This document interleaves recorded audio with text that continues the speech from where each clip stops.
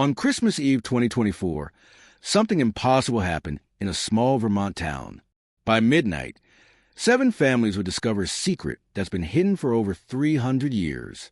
And by dawn, Christmas would never be the same again. This is the story of one night, one town, and one truth that changes everything. Pine Hollow, Vermont. Population 3,847. The kind of town where everyone knows everyone. Where the diner serves the same pie recipe from 1952. Where Christmas lights go up the day after Thanksgiving and don't come down until February. It's December 24th, 2024, 6:47 p.m. Main Street is covered in fresh snow. The annual Christmas Eve festival is in full swing. Hot cocoa stands. Carolers. Kids making snow angels in front of the old courthouse. Everything looks perfect. But at 6:47 p.m., Old Man Jennings, the town's clock tower keeper for 52 years, notices something. The clock is running backwards. Just for a second. Then it corrects itself. He mentions it to no one. Probably just his eyes playing tricks. He's 79 after all, but he's not imagining things. Meet the Morrison family. There are eyes into the story. Sarah Morrison, 42, runs the town's bookstore. Divorced 3 years ago. Raising 2 kids alone. Emma Morrison, 16, high school junior. More interested in her phone than Christmas. Hasn't believed in Santa since she was 7, and she makes sure everyone knows it. Tyler Morrison, 10, still believes in magic. Still leaves cookies out. Still wakes up at 5 a.m. on Christmas morning. They're driving home from the festival. Sarah's trying to get into the Christmas spirit. Emma's texting. Tyler's nose is pressed against the window, watching the snow. "Mom, what's that?" Tyler asks, pointing at the sky. Sarah glances up. Nothing unusual. Just stars. "What's what, honey?" "That star. The really bright one. It's moving." Emma doesn't look up. Stars don't move, dummy. But Tyler's right. One star, brighter than the rest, is moving across the sky, slowly, deliberately, heading south, toward Pine Hollow. At 7:15 p.m., a man walks into the Pine Hollow diner. Nobody knows him. Nobody's ever seen him before. That's unusual in a town this small. He's tall, maybe 40, maybe 60, hard to tell, wearing an old-fashioned wool coat that looks handmade, scarf, no hat despite the cold. His eyes are kind but old, like he's seen more Christmases than anyone should. "Coffee, please," he says to Maggie, the waitress. His voice has an accent nobody can quite place. European, maybe, but older somehow. Passing through? Maggie asks, in that small town way that's half question, half nosiness. "Not exactly," the stranger says. "I'm here for Christmas night." "Well, you picked the right place. We do Christmas right in Pine Hollow." The stranger smiles. "I know you do. I was here for the first one." Maggie laughs. "The first Christmas? You don't look that old."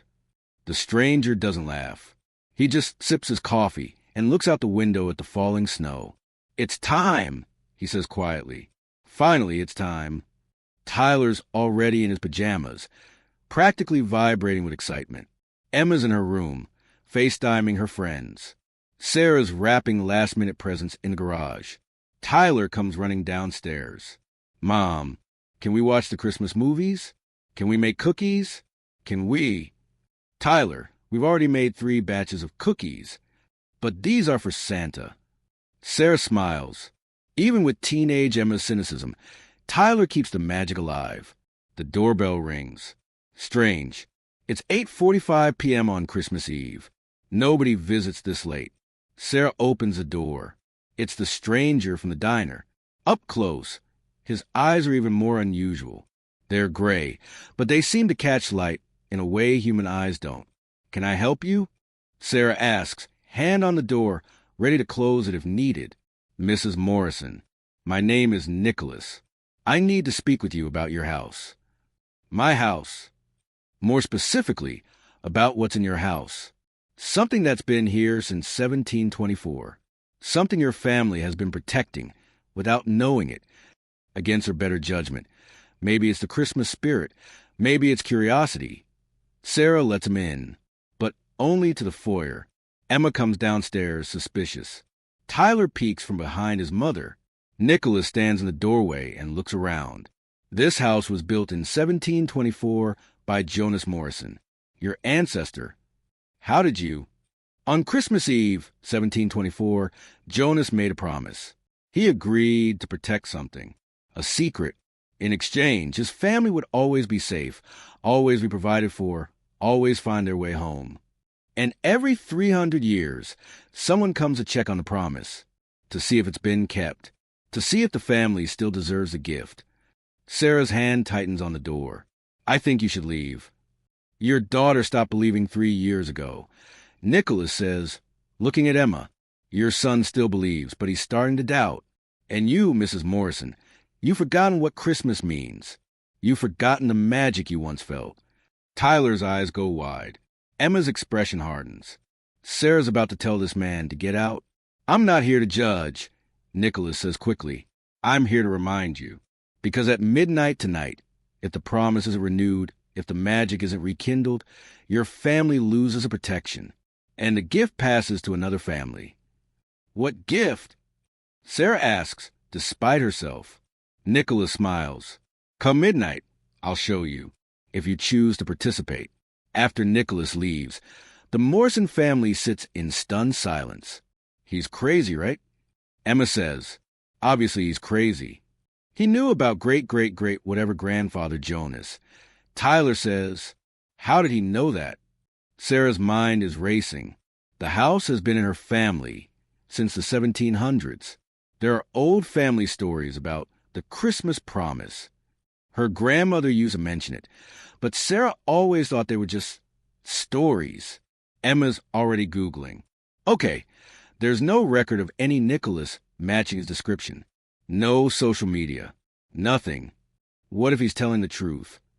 Tyler asks, Tyler, come on. Magic isn't real. Santa isn't real. It's all just... Emma, Sarah says softly, what if we just see what happens at midnight? It's Christmas Eve. Let's just see. Emma rolls her eyes but doesn't protest. Tyler grins. Maybe magic is real. And Sarah feels something she hasn't felt in years. Hope, curiosity, wonder. At 11:45 p.m., they'll find out if it was justified. All right, we're 15 minutes in and things are getting mysterious. Before we continue, I need you to do something for me. Drop a comment right now with where you're watching from, just your city or state. Because what happens at midnight? It matters where you are when you hear this story. And hit that subscribe button because we're about 2 hours into this Christmas tale. And trust me, you don't want to miss what happens next. Now let's get to midnight. Because at midnight, everything changes. The Morrison house at 11:45 p.m. Nicholas has returned. But he's not alone. 6 other families stand in the Morrisons' living room. All descendants of the original 7 families who founded Pine Hollow in 1724. All summoned by Nicholas, all confused, all curious. The Chun family, owners of the town's oldest restaurant. The Washington family, descendants of one of the first free black families in Vermont. The O'Brien family. The fire station has been run by O'Briens for 150 years. The Kowalski family ran the general store, now a boutique shop. The Yamamoto family, newest to town, only 80 years, but connected to the promise through marriage. The DeLuca family owns the Christmas tree farm on the edge of town. And the Morrisons, 7 families, 7 promises, 1 Christmas night. Why are we here? Mr. Chin asks, holding his wife's hand. Because 300 years ago, your ancestors were given a gift. Nicholas says, and tonight, we see if you've honored it. Nicholas tells him the story. Winter of 1724. The settlement that would become Pine Hollow was struggling. Harsh winter. Failed crops. Disease. Many wanted to abandon the settlement before spring. On Christmas Eve, a stranger arrived. Sound familiar? He offered them a deal. I will ensure your families prosper.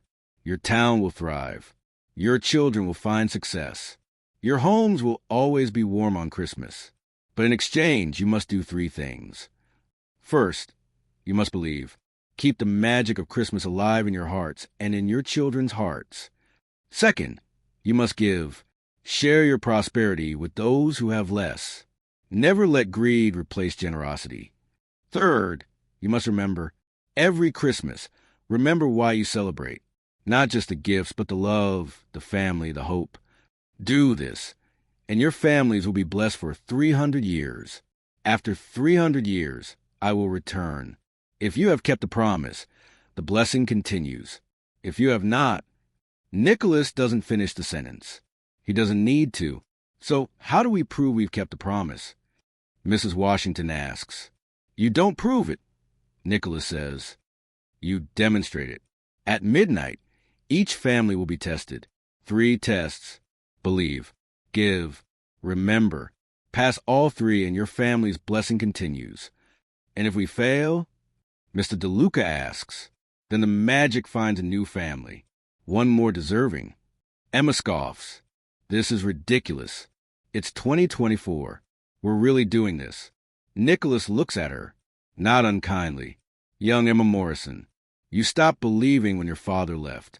You associated Christmas magic with disappointment, with lies. You're not the only one here who struggles with belief. Emma's face reddens. How does he know that? 5 minutes until midnight. Nicholas says, I suggest you all prepare yourselves.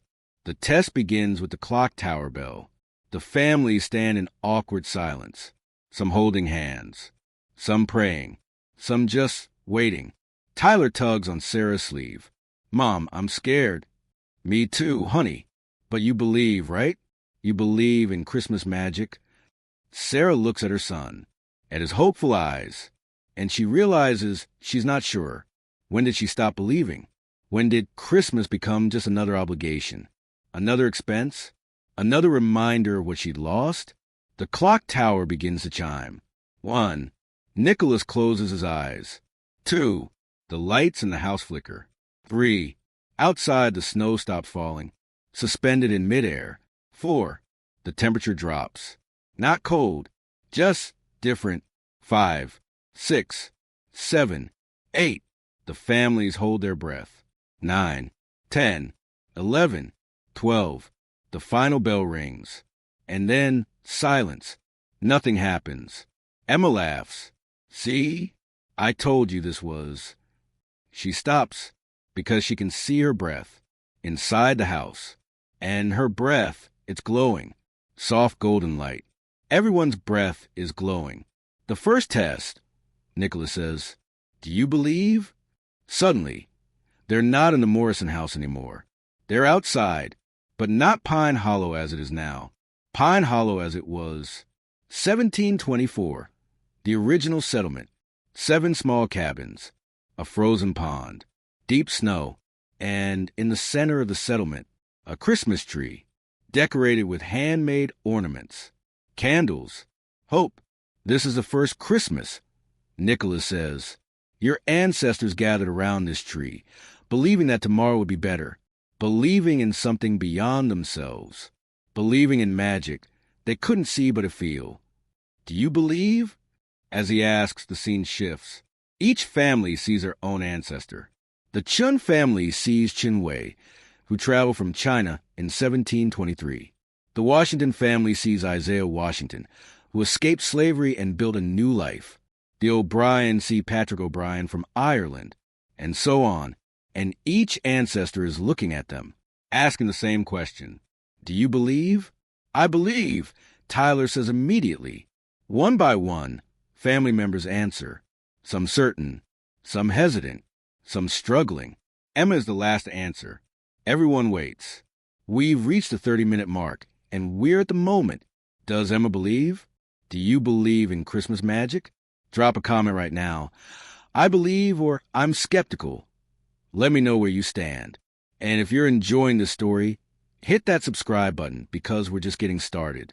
We got 90 minutes left, 2 more tests, and a twist you won't see coming. Let's find out what Emma decides.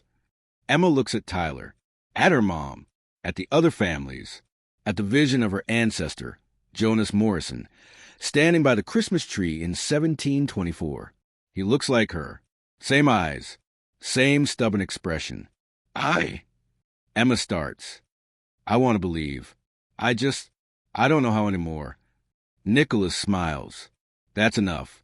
Wanting to believe is the first step. Belief isn't certainty, Emma. It's hope despite doubt. It's choosing wonder over cynicism. The vision of 1724 fades. They're back in the Morrison house. First test passed, Nicholas says. But understand, belief is just the beginning. Now comes the harder part. The scenes shift again. Now, they're in downtown Pine Hollow. But it's Christmas morning. Dawn. The families watch themselves, or rather, future versions of themselves, going about Christmas Day. The Chun family at their restaurant. Closed for Christmas.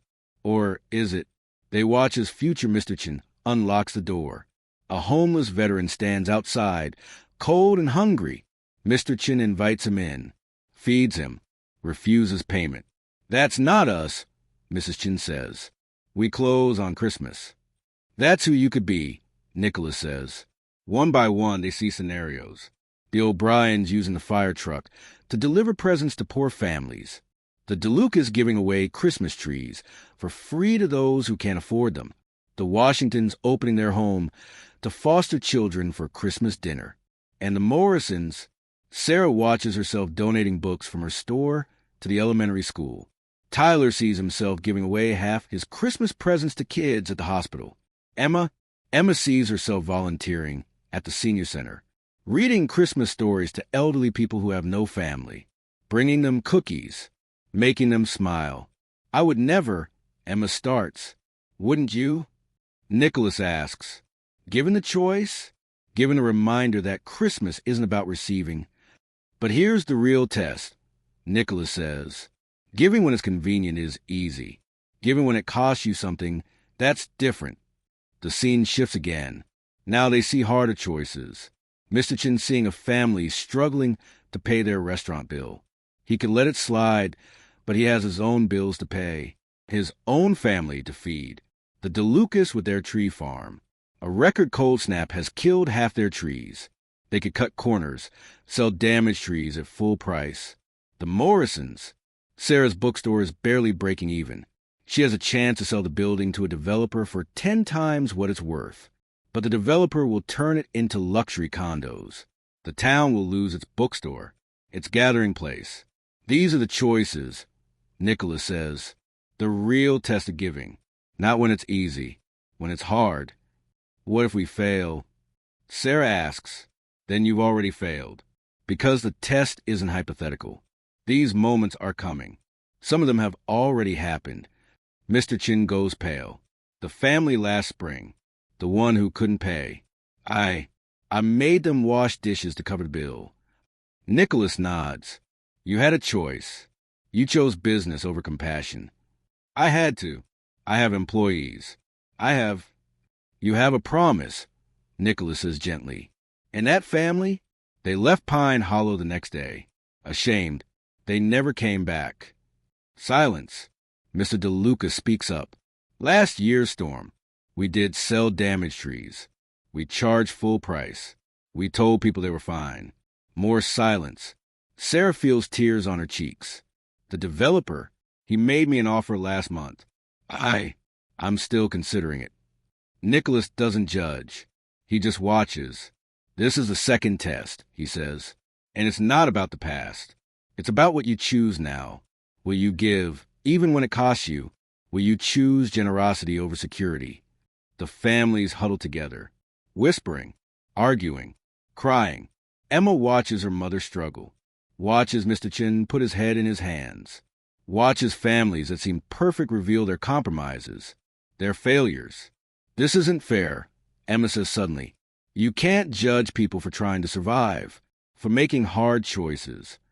Nicholas looks at her. You're right. It's not fair. Life isn't fair.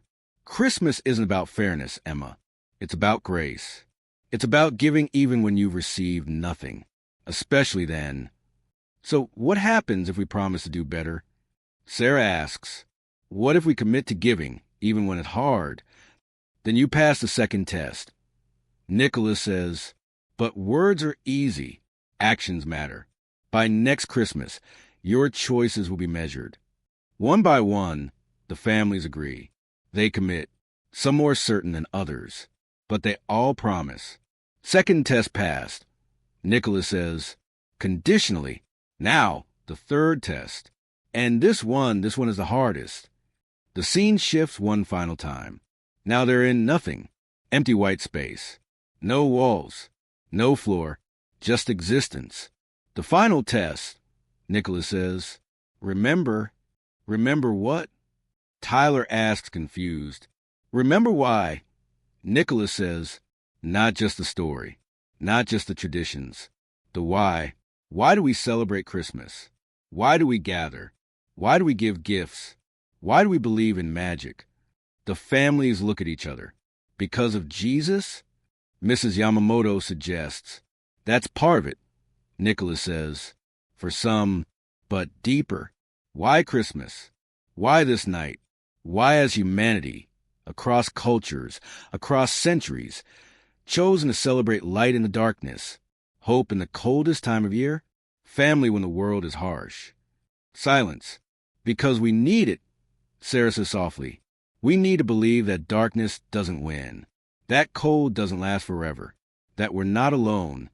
Nicholas smiles. Yes, but there's more. Emma, you tell me.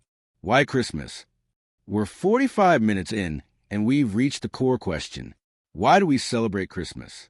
I want you to stop right now and comment your answer. Not what you think you should say. What you feel. Why does Christmas matter to you? Or if it doesn't, why doesn't it? And hit that subscribe button, because we're about to reveal something that changes how you see this holiday forever. Let's hear Emma's answer. Emma thinks, really thinks. I used to love Christmas, she says finally, when I was little, before the divorce, before I figured out Santa wasn't real, before I realized adults lie about magic to make kids happy. I stopped believing because believing hurt. When you believe in magic and then find out it's fake, that's worse than not believing at all. Nicholas nods. And yet, you're here. You participated. You wanted to believe even when you thought you couldn't. Why? Emma looks at Tyler. Because he still believes. And watching him believe, it's the only magic I have left. That's it, Nicholas says quietly. That's why Christmas. Because magic is real, Emma. Not the kind in fairy tales. The real kind. The kind where love makes you do impossible things. Where hope survives in impossible circumstances. Where one person's joy becomes another person's reason to keep going. Christmas, Nicholas continues, isn't about presents. It's not even about religion, though that's part of it for many.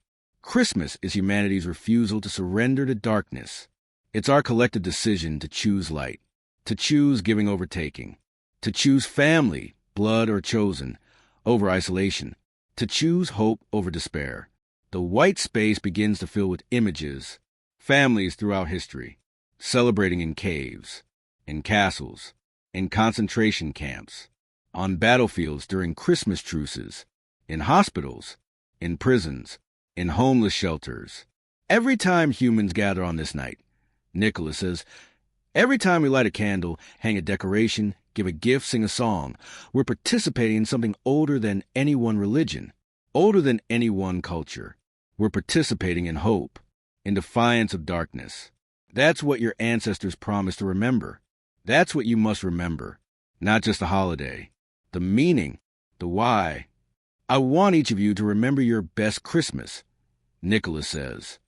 Not the presents, the moment, the feeling, the magic. Sarah remembers being 8 years old, her grandmother teaching her to make Christmas cookies, the smell of vanilla, the warmth of the kitchen, the feeling of being completely, perfectly loved. Tyler remembers last Christmas, despite the divorce, despite Emma's cynicism. That moment on Christmas morning when the three of them sat together, drinking hot chocolate, watching the snow fall, just being together. Emma remembers. She's surprised by what she remembers. Not a past Christmas, but right now, this moment, standing with her family, experiencing something impossible, feeling, for the first time in 3 years, like magic might be real after all. That's what you must remember, Nicholas says. That feeling, that hope, that love. Because when you forget, Christmas becomes just another day, just another obligation, just another disappointment. Tyler, ever the curious one, asks the question everyone's thinking. Are you Santa Claus? Nicholas laughs. A warm, genuine laugh. I've been called many names. Saint Nicholas, Father Christmas, Kris Kringle, Santa Claus. But those are just names, labels. I'm older than any of them. So what are you? Emma asks. Reminder, Nicholas says. I'm what happens when enough people believe. When enough hope and love and generosity gather in one place, one concept, it becomes something. Someone. I'm the spirit of Christmas given form. I exist because you believe. And I return every 300 years to see if the belief is still worth maintaining. And if it's not, Sarah asks, then I fade, the magic fades, and the world becomes a little darker, a little colder, a little more hopeless. Nicholas stands before the 7 families. You've completed the 3 tests. Belief, giving, remembering. Some of you passed easily. Some of you struggled. Some of you are still struggling. He walks past each family, looking into their eyes, seeing their hearts. The Chun family, you have failed in giving, but you have acknowledged it and committed to change. Conditional pass. The DeLuca family, same. The Morrison family, Sarah, you are still considering selling the bookstore. That choice will define whether you pass or fail. You have 1 year. He continues through all 7 families. Some passes, some conditional. One family, the Kowalskis, have forgotten so much, become so focused on profit and status, that they failed. The Kowalski blessing ends tonight. Nicholas says sadly, the magic finds a new family. Mrs. Kowalski begins to cry. Please, give us another chance. Christmas is about grace, Nicholas says. So yes, 1 more year. Prove you remember. Prove you can give. Prove you can believe again. But the blessing is suspended until you do. The white space fades. They're back in the Morrison house. It's 12:47 a.m. Christmas Day. Did it really happen? Was it real? Emma looks at her hands. They're still glowing slightly. Fading, but there. Nicholas stands at the door. Merry Christmas. He says, remember tonight. Remember your promises. Remember why. Will we see you again? Tyler asks. In 300 years, someone will. Perhaps your descendants. Perhaps new families. But Christmas will endure. As long as people remember to believe, to give, to remember, Christmas endures. He opens the door. Snow is falling again. Normal snow. Normal night. Except, as he walks away, his footprints don't leave marks in the snow. And Tyler, looking up, sees that bright star again. The one from earlier. It's moving away. North. Toward the North Pole. He thinks and smiles. We're at the 1 hour mark, and we've completed the tests. But this story isn't over. Not even close. Because now we see what happens after Christmas night. We see the choices these families make. We see if they keep their promises.